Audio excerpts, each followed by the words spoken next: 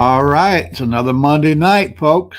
We're going to review all the crazy stuff from last week, and we're going to cover a couple of things here I know you want to hear. We got a special guest with us tonight, Walt Browning. The man is an expert in EMPs, and he's going to share a little information with us.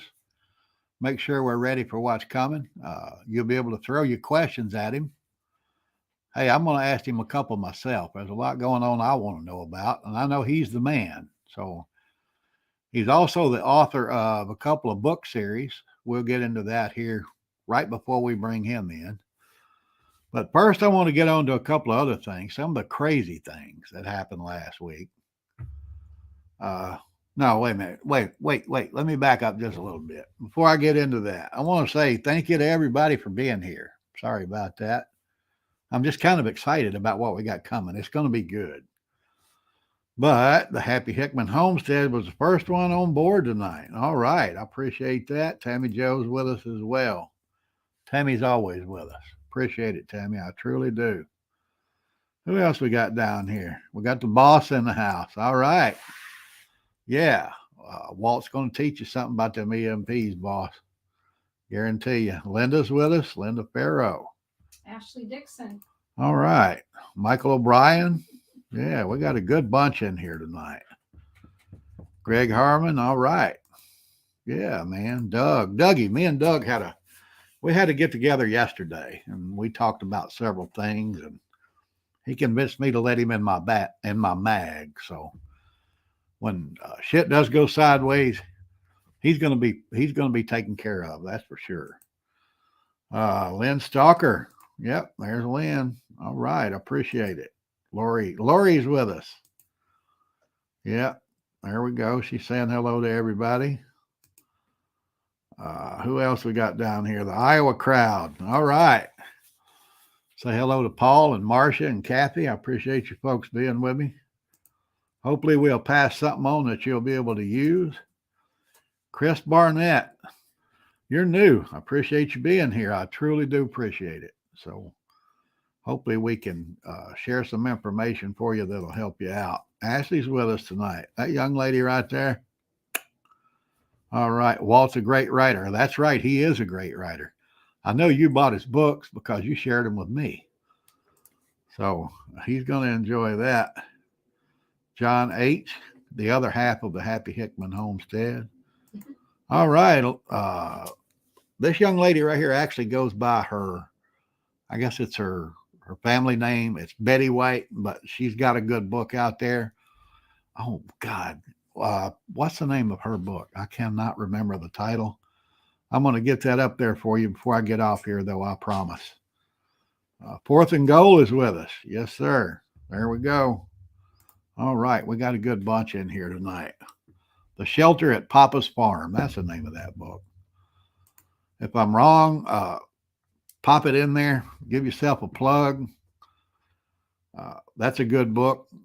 Came out a few years ago, but it's really a good book. And it's a post-apocalyptic book. It actually has a sequel, and that's a good one, too. It's by Betty White, The Shelter at Papa's Farm. Look that one up. But, all right, let's get on with what we got going here tonight. Right here's the first one that I saw last week that I thought was just absolutely foolish.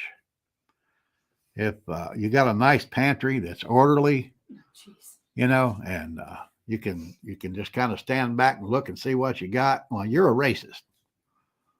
You're a racist and you're a sexist, and there ain't no denying it. If your pantry's in order, you're both of those things, which is kind of stupid.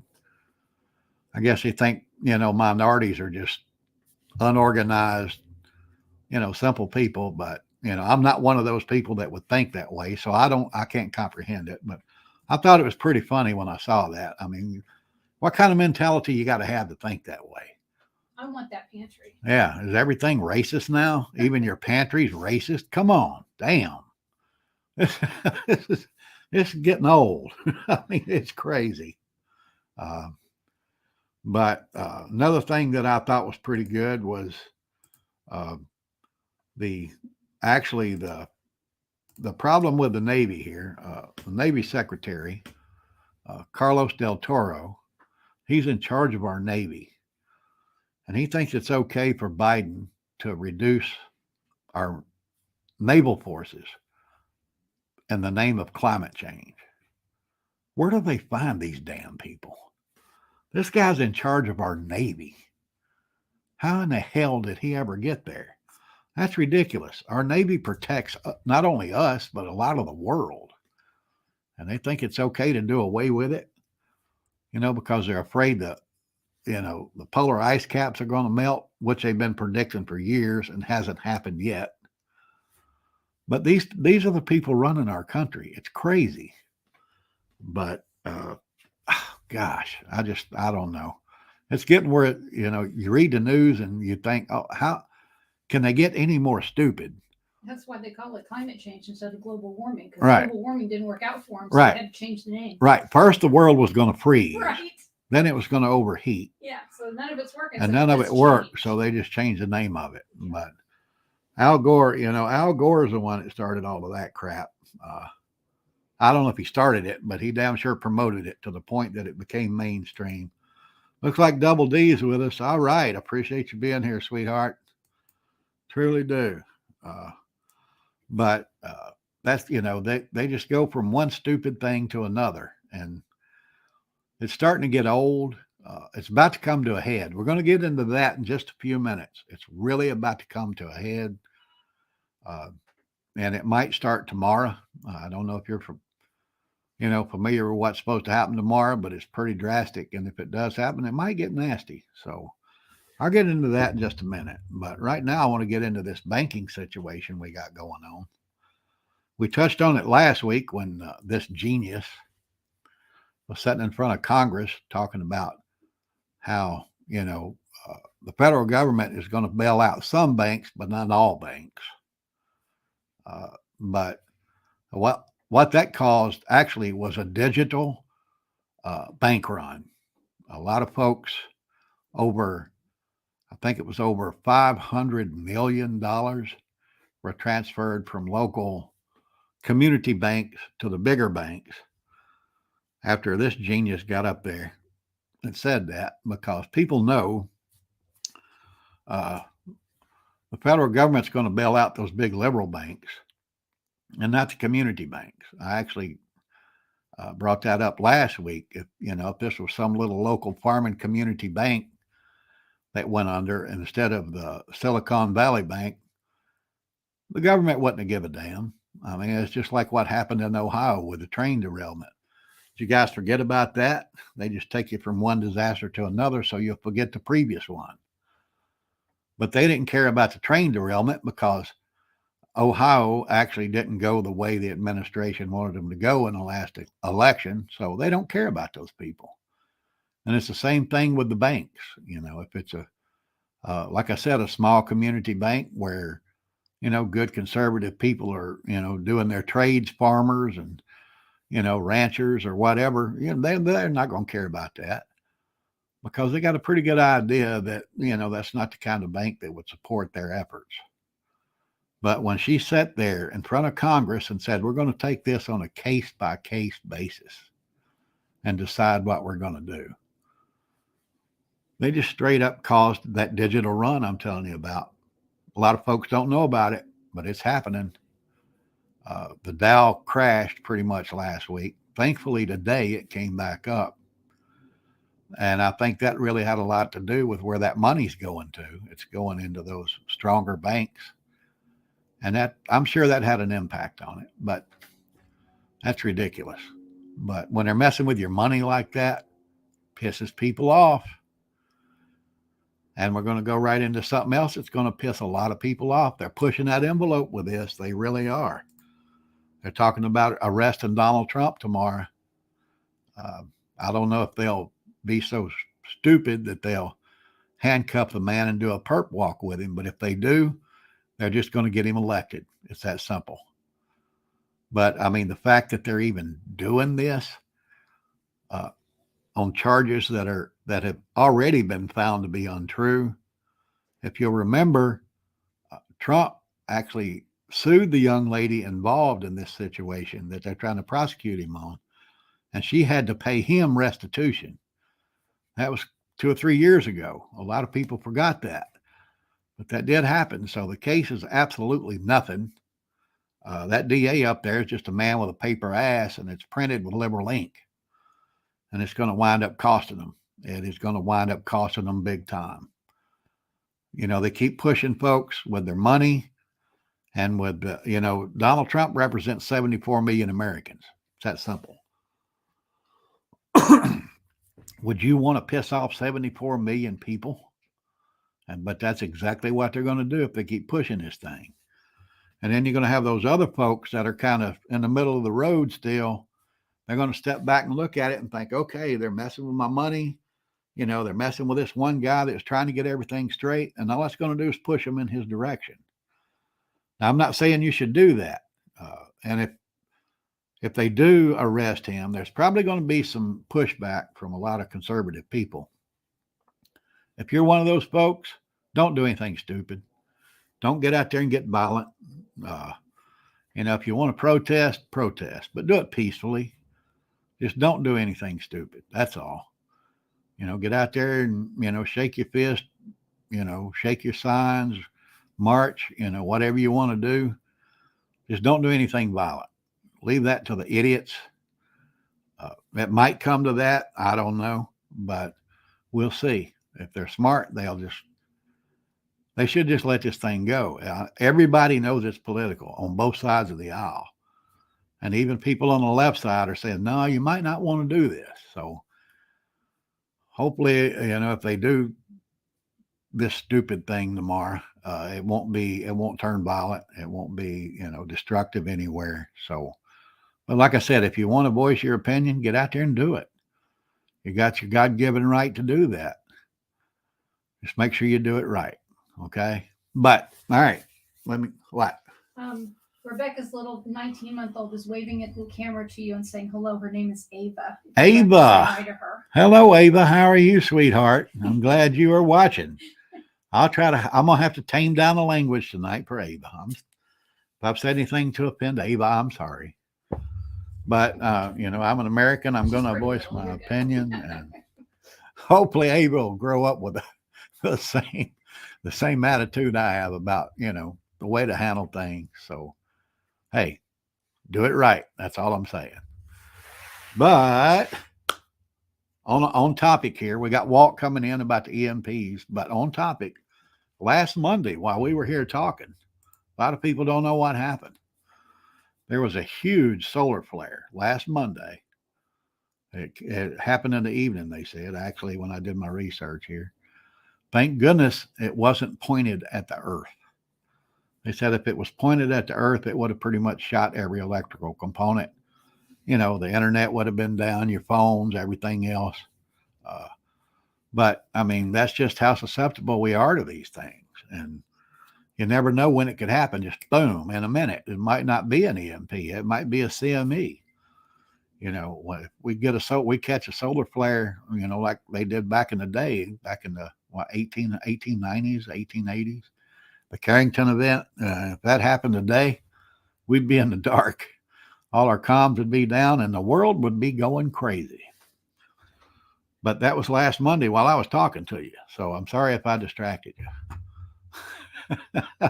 All right, let me get on to my man Walt here. Let me bring him up. There we go. What's going on, Walt? How you doing tonight? Thank you, KT. I'm doing great. How are you doing?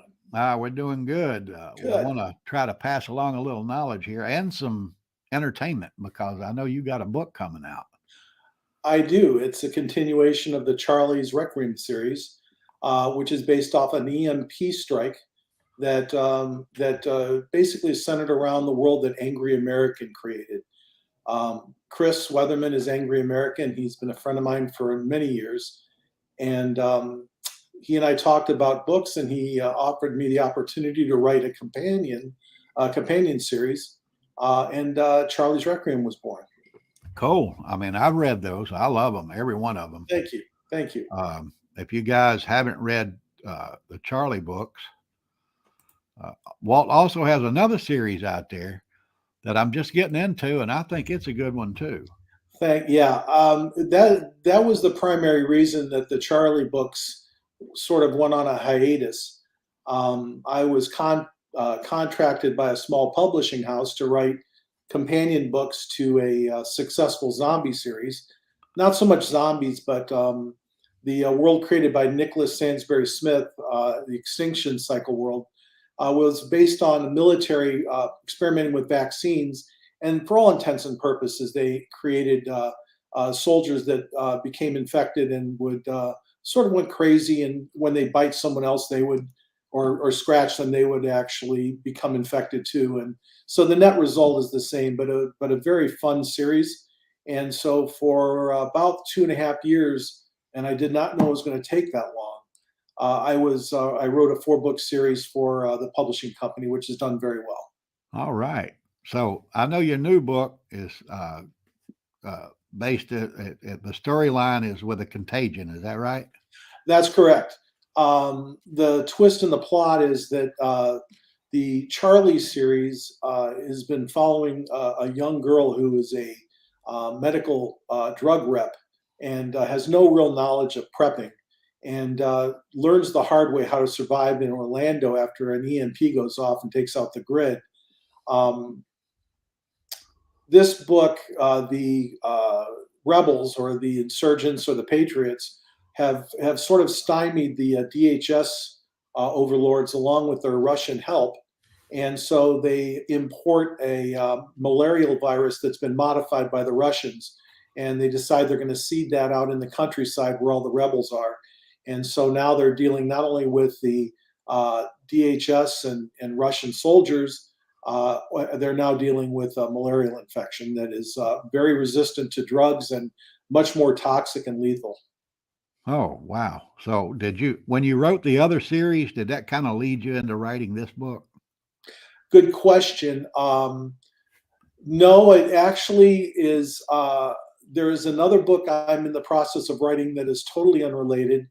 It's called The Forever Club, and I was inspired to write that book because Harvard's doing medical experiments for anti-aging, and essentially they're repairing DNA, and it's allowing the animals that they had experimented on, rats and dogs, to live about 20% longer and without any chronic illnesses, and they're now starting to test that on people. Well, one of the side story or the story is based on someone who is working in one of the large pharmacy companies, steals the program or steals his research, sets up his own lab and de-ages people, and then he's murdered.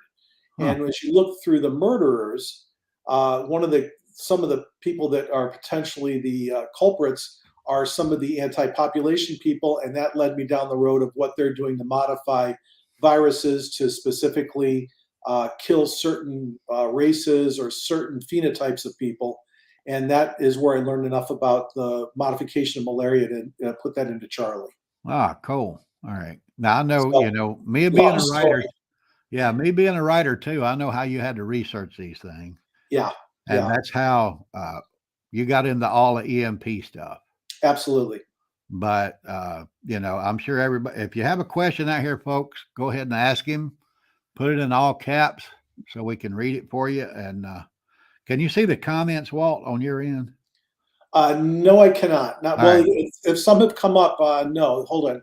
All right. Comments. My bad. It was on private chat. Yes, I can see them, but not real well. All right. So why don't you read them off once I tell me where to start, and I'll follow your lead. All right. First thing I want to do, and I'm interested in myself, I'm actually thinking about trying to dip my toe into that post-apocalyptic genre you and Chris are writing in. Yes. And but I want to know, if this thing, what is the most likely way that somebody would attack the U.S. with an EMP? The most dangerous way would be a thermonuclear explosion about 250 to 300 miles above the center of the country. And that has the potential of totally destroying all 3 electric grids. And I'll get into that in just a second. But the problem with that scenario is you'd probably have to use an ICBM, which would be traceable to the country that launched it. And at that point, they'd probably be wiped out by a nuclear retaliation. So the dangerous one is the easiest one, is the one that's the most likely to get a response from our country because we can track who did it. Right. Um, Interestingly, the Chinese weather balloons would provide a very, very nice delivery system. They are about 5 miles above the Earth, and they would have a line of sight explosion of about 250 miles, but it would affect the transformer lines that would spread throughout the country. So only a couple of those could pretty much decimate our electric grid and put us back about 200 years. Oh, wow. Oh, wow. I'm sure there's some people that think that might be a good thing, but Well, yeah, I think you're right. all right. But you mentioned the Chinese, Chinese Yes, weather balloon. Which yes. country do you really think is the biggest threat of doing something like this to us? I think there are multiple threats. Oftentimes, the Russia or China will use a cutout or a country to do that for them, and it could even be the cartels in Mexico. China's got a very cozy relationship with them, and releasing some weather balloons from Mexico, assuming the weather patterns were proper, you could cover quite a bit of the country and do damage that way. Otherwise, you're probably looking at any country that has access to a shipping containers or Wow. ships that can be contracted with that could put them out into the Pacific, at which point they could be released off the ships. And so, Wow. Which would be anyone pretty could, much anybody. and pretty much anybody. Yeah. Okay. Well, I got a question here. I read that a CME would not be as bad as an EMP. Is that true? No, it depends on the severity of the coronal mass ejection. Solar flares and coronal mass ejections are two different entities. The solar flare is more of an energy release, like coming from sunspots, or sometimes the magnetic tides within the sun will actually create an opening on the surface of the sun, and the magnetic particles will be released, and we call that solar wind.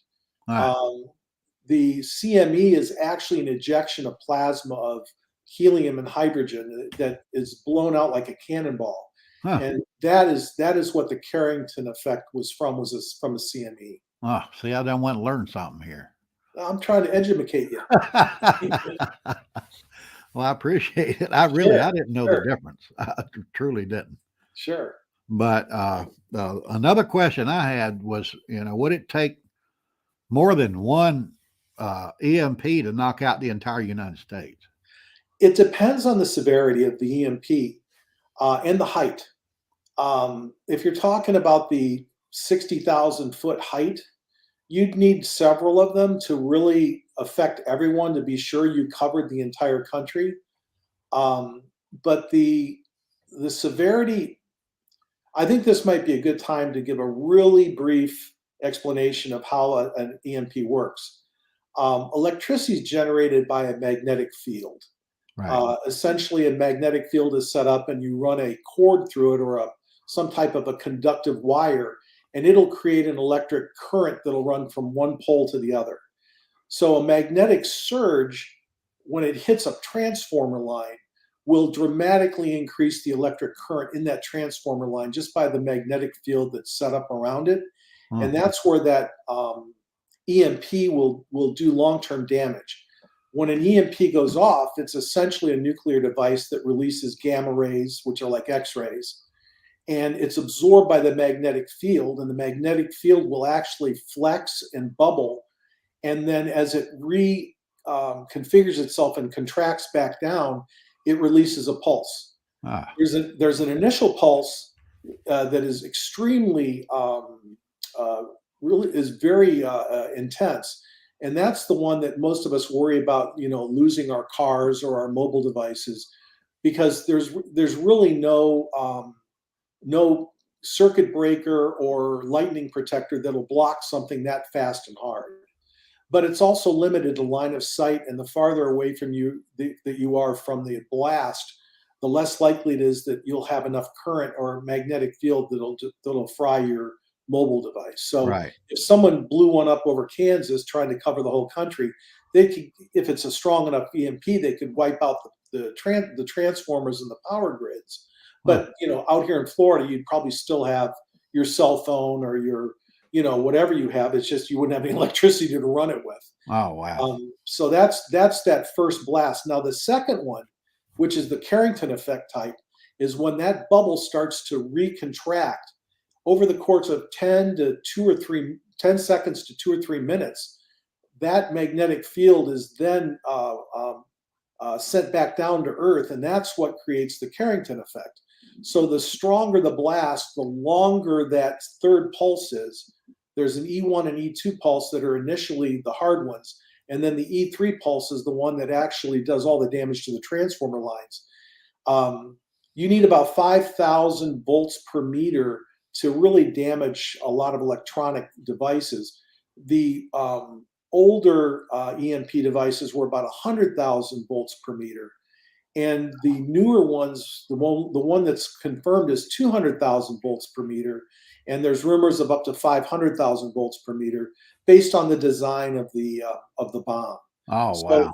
a big bomb will do a lot more damage just because there's a lot more electromagnetic radiation it creates. Oh, wow. So basically you're saying that our wiring, our electronic grid is like a big antenna.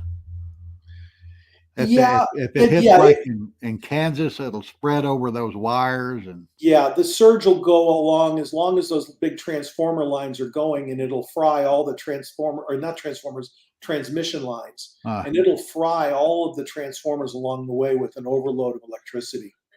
Oh, wow. All right. We got a question here from Lady Prepper.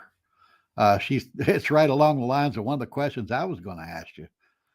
Is there any sound or any kind of impulse or any kind of feeling or anything like that before the lights go out, or or is there any kind of pre-indication, let's say? No. So no, it's just it's just all out. They did an experiment in 1962 called the Starfish Prime. And it was an explosion that they set up at 250 miles over the Pacific Ocean, about 900 miles off the Hawaiian coast. It was described as a flashbulb going off in the sky. And then an aurora borealis appeared for about 5 or 6 minutes. And the bomb that went off was not optimized for an EMP.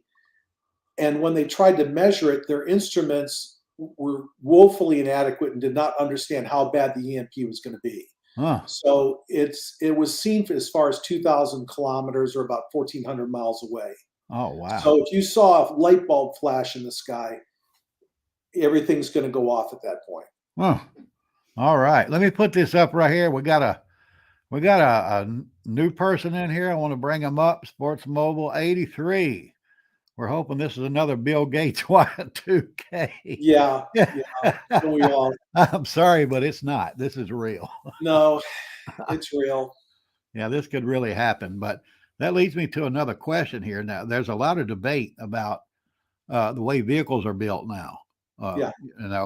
If this an EMP would actually, just stop all the cars like you see in a lot of these books. I'm reading 1 Second After right now, and one of the first indicators was all the vehicles stopped. Is that possible with an EMP?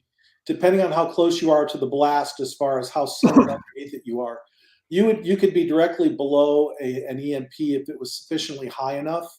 Yeah. Like the 250 miles, that you'd have no radiation per se, but obviously you'd be badly affected as you went out.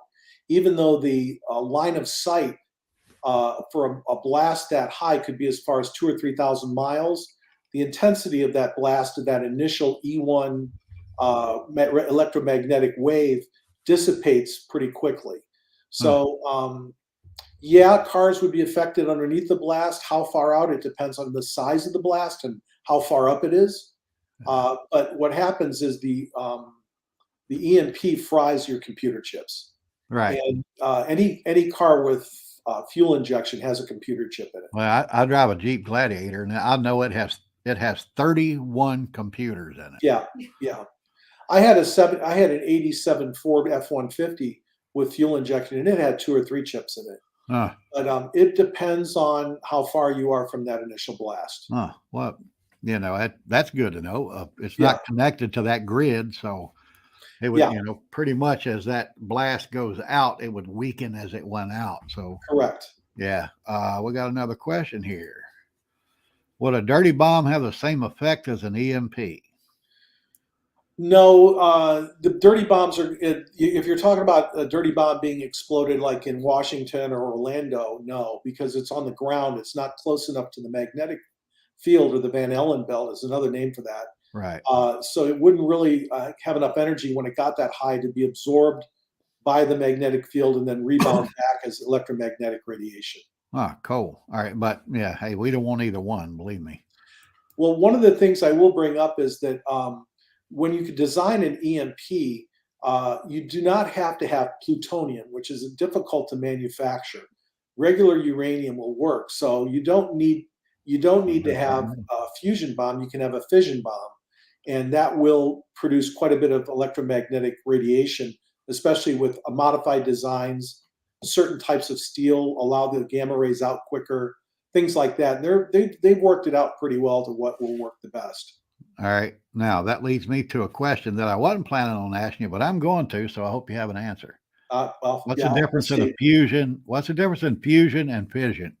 Fission bomb. Yeah, fission bomb is you have a very large molecule like uranium, 235, which has lots of protons and neutrons, and you fire or create an explosion that causes them to collide together and they break apart.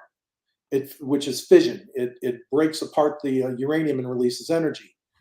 Fusion is when you have molecules such as helium or hydrogen-3 that are thrown together and they actually fuse together to form helium. That releases multiple times more energy, which is what the sun is powered by, is fusion. Fuses hydrogen and helium together. But in order to fuse those molecules, you need a fission bomb to collapse them together. So a fusion bomb is a fission bomb triggered fusion reaction. Ah, okay. Fission is weaker, but it's adequate enough to cause an EMP. There we go. I don't want to learn something else. Yeah. Okay. The fission bombs were the big fat man and little boy or whatever. Those were the ones dropped on Hiroshima and Nagasaki. Right. Do you know? Now, I actually talked to a physics professor about this. Do you know that those two bombs actually only used 2% of their potential? Yeah. And they were huge. They were massive. Yeah. And they actually only exploded to like 2% of their yield. So if they had went off totally, there's no telling what would have happened. Yeah, it was a design issue. They learned how to design them better. And a fusion bomb is also called a hydrogen bomb. Right. So because you're fusing the hydrogen together. Yep. All right. Well, folks, that man right there can tell you what you need to know. You need to read his books. This is the first book in each of the series that really, actually, I read all the Charlie books. I'm looking forward to that next one. And I just got into the Extinction Survival series. So jump out there and get those. There's a link below in the description to his webpage. There's also a link down there to Amazon for all of his books. So jump out there and get those. I'm sure he'd appreciate it. They are very well worth reading. I can guarantee you that. That's very kind of you. I appreciate it. But hope you enjoyed mine if you've read them yet. I have a Billy Bradpath. Yeah. That's right. That's my man right there. That's right. But appreciate you being with us, Walt. I'm looking forward to that book. Like I said, hopefully everybody else will jump out there and get it. They really need to. I like the references to Orlando, all you Central Florida people.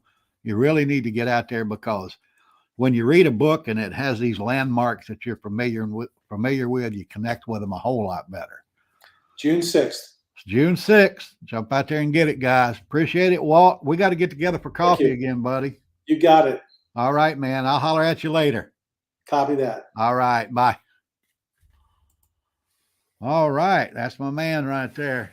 We're going to try. He referenced A American, Chris Weatherman, and his survival series books. I'm trying to line him up. He's got a lot going on right now. Hopefully I can get him on here with us. He's more into the military aspect of things. And I'd like to tap into him, about some of the intelligence. He's got some great intelligence contacts. But I've run over the time I wanted to take, but there's one more thing I got to cover, guys. It's got something to do with this right here. And I love it. I love it. It's pissing Hollywood off. Let me put it that way. I don't know if you guys know it or not, but I'm glad that Jesus Revolution is the biggest movie for Lionsgate Productions since 2019. The Christian movement's going across Hollywood. It's pissing off all the liberals, but guess what? They can't stop it. And this is just one of those things that's letting them know they have to pay attention to us. Another one is, and this one, oh wow, this one touches me. Ooh, I got it right here. The Chosen. If you haven't watched this series, you really need to watch it. This is another one Hollywood cannot turn their back on. It is amazing. Over 500 million people have watched this series. It's been dubbed in 600 languages across the world. And Fathom Theatrical Events, I don't know if you're familiar with who they are. They're a special production company that puts on events that's only shown in theaters, like sporting events or concerts or, special movies or whatever. But when The Chosen was released this past Christmas for their Christmas special, that was the biggest event in their history. Hollywood has to take note. They have to. They can't avoid it anymore. They have to listen to us. They have to bring us what we want. All their movies they're making, pushing agendas on people are crashing, while these faith-based movies are shooting through the roof. These series are going, just all out. And it's great. I think it's great news. Tammy was asking where you could see it, and I told her, but you can see season 1 on Netflix, and then the Chosen app on your phone or on your computer. You can watch it on that. Go to the Chosen app on your phone, your computer, your smart TV, whatever. It's free. You can watch it from the start. So far, there's been 3 seasons of The Chosen. There's supposed to be 4 more, but it's awesome. It's Rebecca awesome. said you had Holy Ghost bumps. Oh, still do, believe me, still do. But there was one scene in this past season, season 3, where the lady just touched the robe of Jesus Christ. Whoa. It still touches me. It does. But I'm going to move on. That's not, hopefully you guys will watch that. Go check out that Kelsey Grammer movie. I hadn't seen it yet, but I'm going to see it. But I'm going to also extend an invitation before I get out of here. I got a Facebook group. Kind of got it limited, but I'm going to invite all you guys there. It's called At the Ready. Well, shoot, I didn't put a link here to that, but go, if you're on Facebook, go find a group. It's called At the Ready. That's my group. I'm trying to expand it a little bit. We're going to try to get together some meetings, and hopefully I can get it going in another direction here where everybody can get together. I've tried this a couple of times. It really hadn't worked out, but I'd really like for it too. So we can get together here in the Central Florida area. But I think that's enough. Appreciate you guys being here. Appreciate Walt being with us. Get out there and get his books. You're really going to enjoy them. The Charlie books are a terrific series. Like I said, I'm just getting into the Extinction Survival series, and it looks like it's going to be pretty good. So I'm going to get out of here, let you guys go on with your night. I appreciate you being with us, every one of you. All you new folks, appreciate you being here. With that, I'm going to say stay strong, stay patriotic to our founding principles, not the administration we have right now. If you're going to get out there and protest about what might go down tomorrow, do it peacefully. Please do it the right way. And with that, the Orlando Prepper is out.